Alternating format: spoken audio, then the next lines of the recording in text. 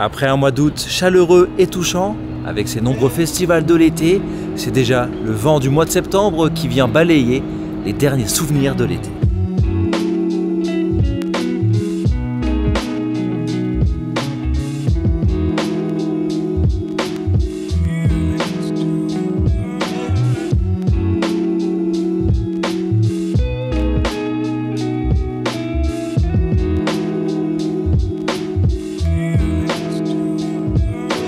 Le mois de septembre, c'est une douce période de transition entre l'été qui s'achève et l'automne qui s'invite peu à peu. On ne peut pas encore profiter des couleurs de l'automne, ça ce sera plutôt en octobre et surtout en novembre, mais on a déjà une ambiance automnale avec des températures beaucoup plus douces, des spécialités de saison, l'automne étant la saison des gourmets, et en même temps une atmosphère de fin d'été avec encore plein de matsuri, les derniers festivals de l'été et les premiers festivals de l'automne.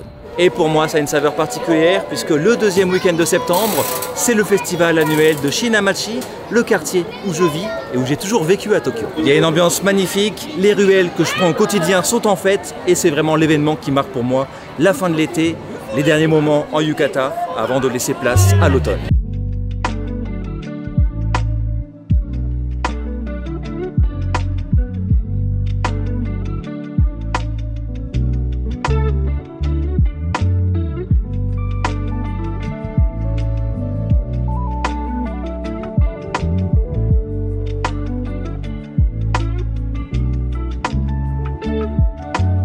Là, on est dans mon petit quartier, mais des festivals comme ça, il y en a vraiment partout, toute l'année. Et c'est justement ce que j'essaie de vous montrer à travers ces vidéos chaque mois. J'en profite pour vous annoncer que j'ai enfin fini mon e-book, l'encyclopédie des matsuri, avec 600 festivals qui sont présentés au fil des mois, avec pour chacun une photo, les infos importantes et même un lien vers le site le plus pertinent possible. C'était une contrepartie du Kickstarter pour le livre, donc ceux qui devaient le recevoir l'ont reçu, et ceux qui le veulent maintenant peuvent désormais le commander sur mon site. Et comme ici, on est sur le territoire du terrible Zouave, au Mérite Brave, impossible de ne pas se joindre aux habitants pour la fête. Même si c'est le festival d'un petit quartier, le quartier lui-même est divisé en pâtés de maison, chacun formant un groupe qui parade avec un mikoshi pour apporter bonheur et protection au voisinage. C'est pour ça que dans les festivals, on retrouve souvent plusieurs groupes qui paradent à des endroits différents avant de tous converger vers le sanctuaire dédié à la divinité. Ça crée vraiment une communion entre les voisins qui font toujours couler l'alcool avant de porter un mikoshi.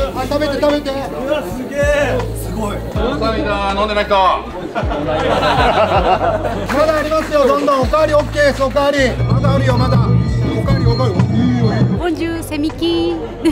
初めてこういうの。本当？うん。ちっちゃいやつしかない。おみこしもなんか子供用しかしたことない。これから宮入みこしを長崎神社に見せに行きます。この祭りの一番好きなところは何ですか？みんなの活気ですね。もうみんなの団結力、みんなが団結してみこしをあげよう。それから他町会に呼んで盛り上げる。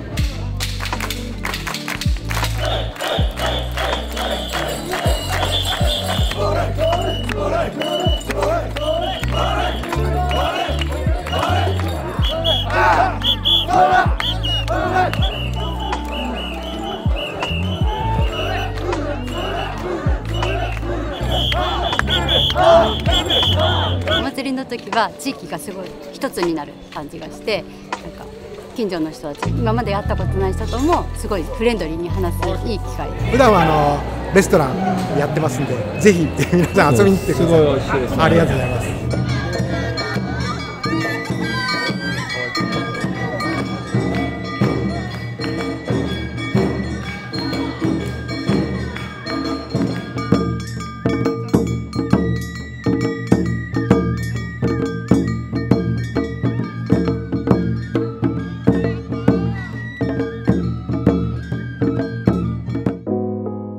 Les festivals qui se déroulent dans des lieux qu'on connaît bien, qu'on emprunte au quotidien, ils ont une saveur particulière teintée d'une douce mélancolie puisqu'on profite de la fête tout en sachant que, dès le lendemain, les rues redeviendront muettes. Tout va si vite, les stands viennent s'installer le matin même et repartent dès la fin du festival. On a presque l'impression que tout n'était qu'un rêve.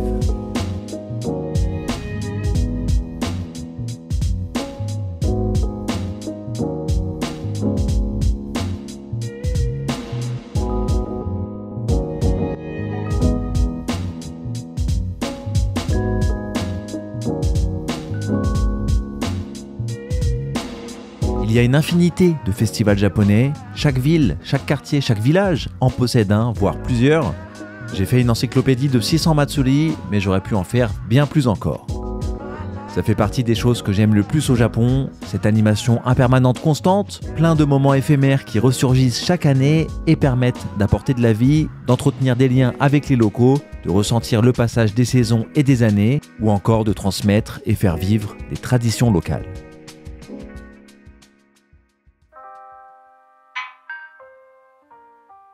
Comme tous les mois impairs, en septembre, le Japon vibre au rythme du sumo avec le grand tournoi de sumo qui se déroule à Tokyo. Je le répète à chaque fois, c'est une superbe expérience à vivre. Le sumo est un sport passionnant à regarder et j'emmène avec moi cette fois 2 néophytes qui vont voir ça pour la toute première fois. L'inénarrable Mickey. Salut les Nalbaro.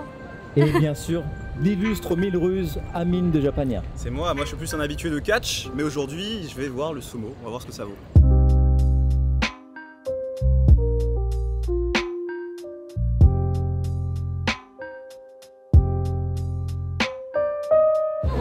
Ses chaussures pour profiter du spectacle. Voilà, superbe ambiance ici. On est posé tranquillement sur des habitants. Alors ça va, on n'est pas trop à l'étroit. Ça va. Mais c'est la bonne franquette, c'est ce qu'on aime. Bientôt le Onifan, hein. Enfoiré. Les Japonais, ils viennent souvent en kimono ou en yukata ici. Alors c'est plus quand il fait froid qu'ils vont vraiment mettre le beau kimono. Mais on peut voir facilement des gens comme ça en tenue traditionnelle, donc c'est très sympa à voir. ルールの分かる？なんか丸から出るか、体がどっか地面に触れたらダメ。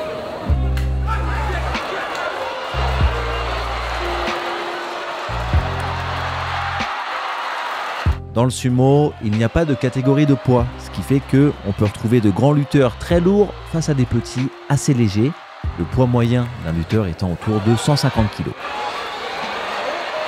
Tout se joue beaucoup sur la première charge, et voilà, souvent on a le cliché des gros qui font du sport et qui se poussent, mais ils sont pas si gros que ça, ils sont très grands surtout, et en fait ils ont beaucoup de muscles, énormément de muscles. Alors attention, on dit pas vraiment les sumo normalement, en français on dit les sumotori, mais on l'a que en français ce mot-là, sinon on dit les rikishi. 相撲さんって背大きいんだねみんな。で2メートル超えてて筋肉だったらぶつかってきたら死んじゃうじゃん。 Ils sont tous plus grands que l'illustre Amine de Japania. L'illustre mille ruses. すぐ負けると思う。すぐ負けるやろ。負けないよ。負けるよ。負けないよ。だって向こうの人こんな大きいんだよやっサイズは関係ない。使い方は大事。ぱ。ああ確かにね。サイズは関係ない。確かに。Il est con. C'est pas la taille qui compte, c'est la façon dont tu utilises tes membres qui va faire la différence. 技で勝負だね。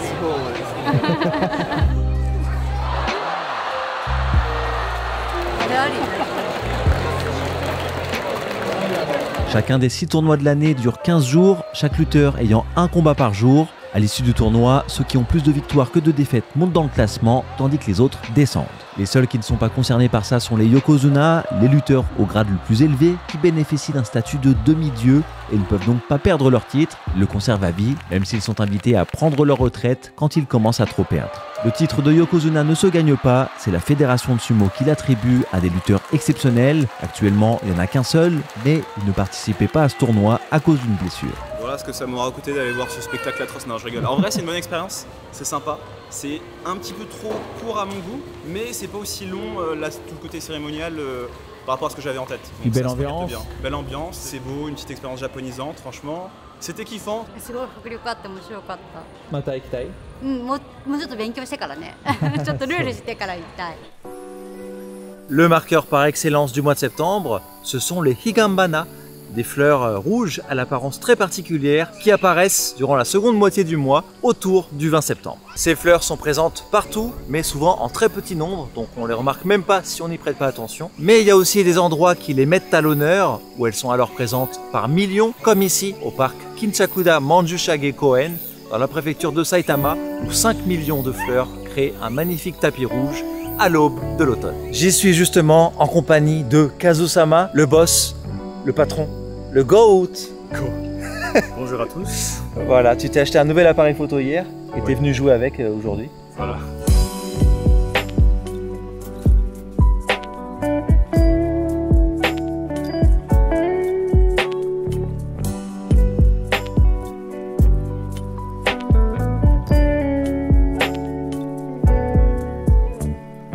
Et comme toujours, les Japonais ont cette culture de l'événement. Chaque chose est l'occasion de faire la fête. Et donc, pour la floraison des Higanbana, on a ici un petit festival qui a lieu le week-end surtout, avec des stands de nourriture, plein de petites animations. Donc voilà, sachez que même pour les floraisons mineures, comme ici les Higanbana, on a des événements comme ça pour mieux en profiter, attirer du monde et ça fait vivre un petit peu l'économie locale. Récemment, les Higanbana, c'est devenu encore plus populaire qu'avant. Tu sais grâce à quoi? Un animé. Un animé? Eh oui. Et tu as regardé que tu as bien aimé. Kimetsu? Eh oui. Ah ouais?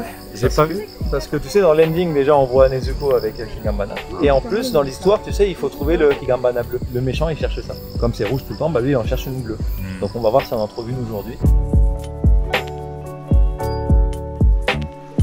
Et donc Kazu, bien sûr, on le présente plus, photographe de génie, le meilleur photographe japonais qui parle français au Japon. Si tu avais, on va dire, 3 conseils à donner pour les photos au Japon. Au Japon, il y a la saison. Chaque saison, il y a différents fruits, différentes fleurs, différents poissons. Et c'est bien de prendre les photos de la saison. Comme ça représente le Japon, de moment où vous êtes. La photo, ça pousse aussi à découvrir des choses. Par exemple, ici, des endroits comme ça avec des fleurs et tout, il y a peut-être 20 ans, c'était pas populaire comme ça. Il y avait très peu de monde, personne venait visiter ça. À part les papilami peut-être. Ouais. Avec Instagram et etc., les réseaux sociaux, les gens se sont mis à faire de plus en plus de photos avec le téléphone et tout. Et donc, ça les fait bouger, découvrir de nouveaux endroits. Donc c'est un peu chiant des fois parce qu'il y a beaucoup de monde, il faut venir tôt pour éviter toute la foule. Mais ça permet de mettre en valeur des endroits qui avant étaient là et tout le monde s'en foutait. Aussi pour faire des photos de gens, n'hésitez pas de les demander. Et surtout les gens en kimono, c'est rare de porter kimono dans la vie quotidienne au Japon. Donc quand on porte kimono, les gens sont heureux, ils seront contents peut-être de demander de faire des photos. C'est ce qu'on me dit souvent avec kimono, même yukata, hein, quand les gens portent ça. Si on leur demande une photo, ils vont presque tout le temps dire oui, ils seront contents en fait. C'est mieux que de les suivre et prendre des photos comme ça sans leur demander. En septembre, il y a un symbole qu'on retrouve partout dans les rues commerçantes, les boutiques et les restaurants, c'est celui de la lune. Chaque année, entre mi et fin septembre, c'est Tsukimi, la fête de la lune, une célébration assez sobre qui consiste à contempler la lune tout en mangeant des petits dangos. Depuis des siècles, c'est une pratique vue comme élégante et raffinée, donc on retrouve quelques événements pour l'occasion, mais ce ne sont pas les grandes fêtes avec plein d'animations, de stands de nourriture, etc. Ce sont plutôt des événements assez sobres, avec des parades au fil de l'eau, du théâtre ou encore des concerts d'instruments traditionnels. Ça peut donc être l'occasion de vivre une ambiance de matsuri très différente de d'habitude, qui invite au silence et à la contemplation. À Tokyo, le jardin de l'hôtel Shinzanso propose des petites illuminations pour la fête de la lune, avec la lune qui se reflète sur l'eau. J'avais déjà parlé de ce jardin dans ma vidéo sur 7 bons plans secrets à Tokyo. C'est un jardin caché au cœur d'un hôtel de luxe. Auparavant, on pouvait y accéder librement, mais depuis le Covid, c'est seulement pour les clients. Pas forcément ceux qui passent la nuit, mais au moins les clients d'une des boutiques de l'hôtel. Et rien de mieux que ce superbe jardin de nuit pour profiter en silence de la fête de la lune.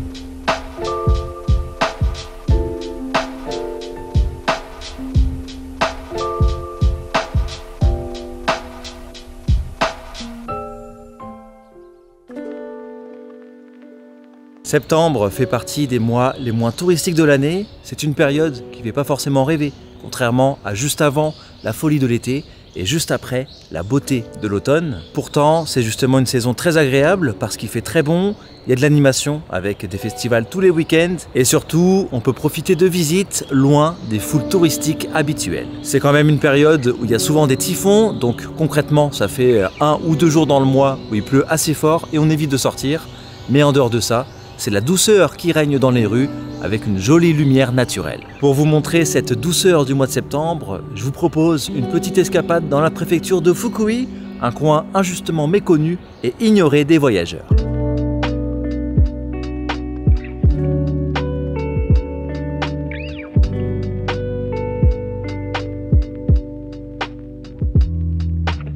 On commence ici à Echizen, une ville connue pour son artisanat, avec notamment son village dédié au washi, le papier traditionnel et ses ateliers de forgerons qu'on peut visiter gratuitement pour les voir à l'œuvre. L'un de mes coups de cœur de la région, c'est ici le sanctuaire Heisenji Hakusan Jinja et son ambiance mystique exceptionnelle qui plonge les visiteurs dans un autre monde.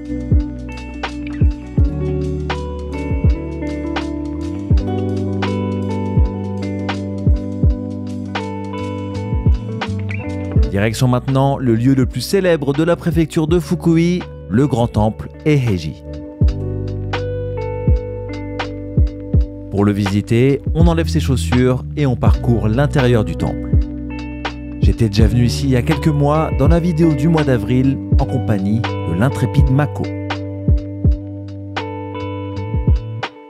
Et on termine cette petite virée dans la préfecture de Toyama avec les falaises de Tojimbo, un paysage emblématique de la région qui donne sur la mer du Japon. C'est un endroit tristement connu pour ses nombreux suicides, même si, depuis quelques années, l'augmentation du tourisme permet de réduire le nombre de tentatives. Juste à côté, on trouve le village thermal d'Awara Onsen qui peut offrir un beau moment de relaxation dans un ryokan. Septembre, c'est le début de l'automne. Les décorations d'Halloween sont déjà en place. Oui, dès le mois de septembre. Et partout dans les supermarchés, les combini, les restaurants et les assiettes, on peut savourer les délices de l'automne. C'est la saison des gourmets et on retrouve partout des événements liés au plaisir de la bouche. Parmi toutes les spécialités de ce début d'automne, il y en a 3 qui sont les vraies stars de la saison, l'illustre trinité des fanfaronnades d'automne, qu'on retrouve aussi bien en salé qu'en sucré, le potimarron, la châtaigne et la patate douce. On les retrouve littéralement partout à partir de septembre. Et donc pour profiter des doux mets de l'automne, on est ici à Sugamo, un quartier que j'ai déjà présenté maintes et maintes fois en vidéo, avec sa grande rue commerçante et ses nombreuses boutiques, petits cafés, restaurants. Et donc je viens avec le meilleur des compagnons de l'automne. C'est l'automne au Japon, la saison des champignons, des marrons et des potirons. C'est trop bon, tous mes potes diront. De l'automne, je suis le boss, tu peux m'appeler Amile Legrand. Toi à côté, t'es qu'un bolos, c'est Guigui Legland. Délicieuses sont les spécialités de l'automne. Très vicieux sont ces mecs qui arrivent et te snob, avec des tas de rimes très bof. Amine, t'es pas le boss.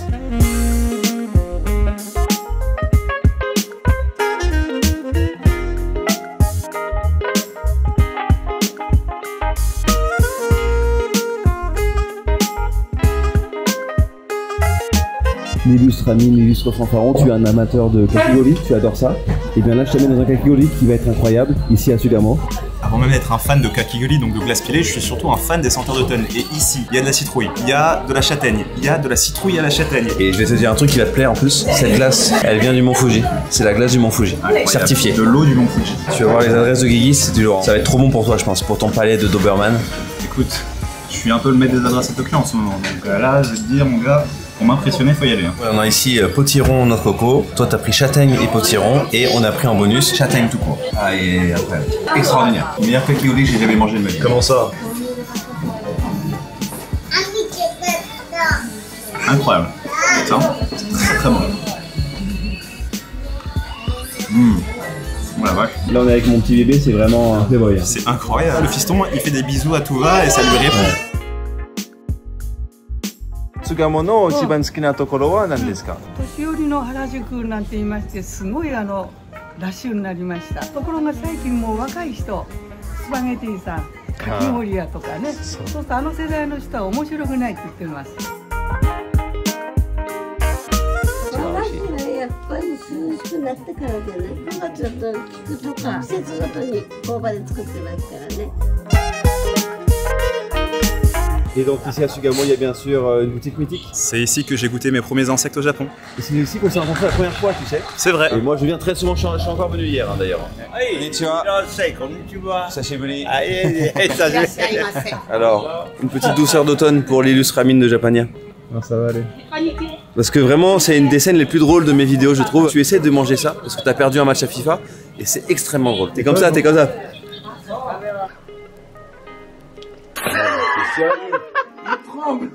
Il tremble. Il pas de poilu, mec. On dirait qu'il mange des yeux globuleux dans Koh-Lanta là. Avale, réfléchis pas à ce que tu manges. Vas-y Bernard. On est un guerrier ou pas là, hein?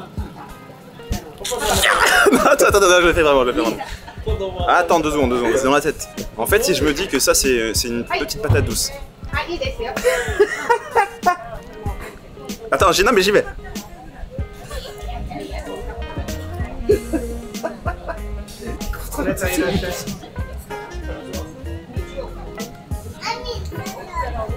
Tu vois, même le petit t'encourage. Ah, il y a des bouts de pâte. Tiens, pour faire passer ça. 10年ぐらいかな、4代目になります。これで81、毎月2度ぐらい休みがね、よう働くでしょ。兄弟とかみんな辞めろって言われてんだけど、やっぱり皆さんが来てくれるし、元気でやろうっていうことで少し頑張るかなって感じだね。Cette boutique, c'est vraiment le repère du brigand ici à Sugamo. J'ai déjà montré plein de fois en vidéo, mais là ça faisait longtemps justement. Même si j'y vais moi personnellement très régulièrement, j'amène mon fils justement, ils le connaissent bien. Hein. C'est vraiment un endroit incroyable, ils sont ultra chaleureux. En plein cœur de la capitale, on peut profiter comme ça d'une bonne franquette, comme si on était à la campagne. Je les ai également montrés dans mon livre et mon mini guide resto et onsen qui montre à tous les clients, ils sont très fiers de ça, donc ça me fait trop plaisir. これで40年。すごい。このくらいある。自分で着ることがありますか？切らない。自分の手だから。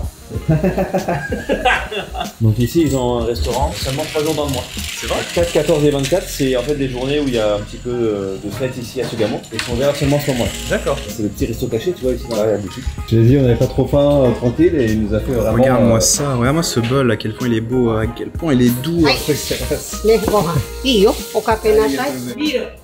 je veux. Est-ce que tu sens l'automne là? C'est l'automne dans ma bouche. Hein. Ah ouais. Là, je sens le mois de septembre. 巣鴨も全然変わった。お店がどんどん変わってって、前の方が賑やかだったかな。本当？うん。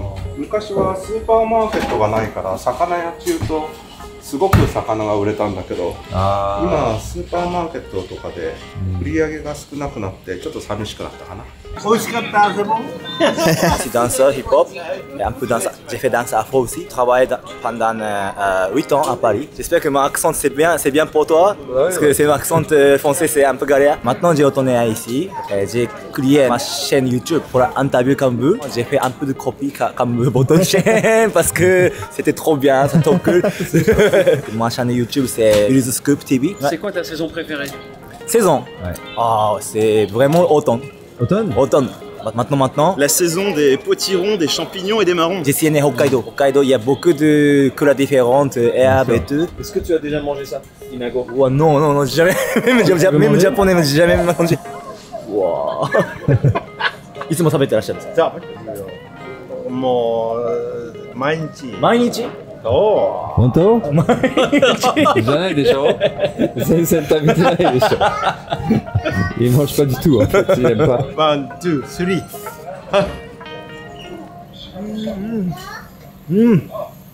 Oh, ça va, hein, c'est sucré, hein. Oui, c'est bon en fait, hein, tu vois. Oui, c'est sucré. C'est là-dessus que se termine cette vidéo sur le mois de septembre au Japon. Une douce transition entre l'été et l'automne avec de jolies choses à voir et à déguster dans une période plus creuse en termes de tourisme. Si vous voulez en savoir plus, je vous rappelle que mon livre est disponible partout. Fnac, librairie, Amazon, etc. Et sur mon site, vous pouvez commander la version numérique du livre et désormais l'e-book 600 festivals du Japon, l'encyclopédie des Matsuri. Rendez-vous le mois prochain pour le Japon en octobre. Avant ça, il y aura la fameuse vidéo sur le mont Fuji qui arrive dans quelques jours.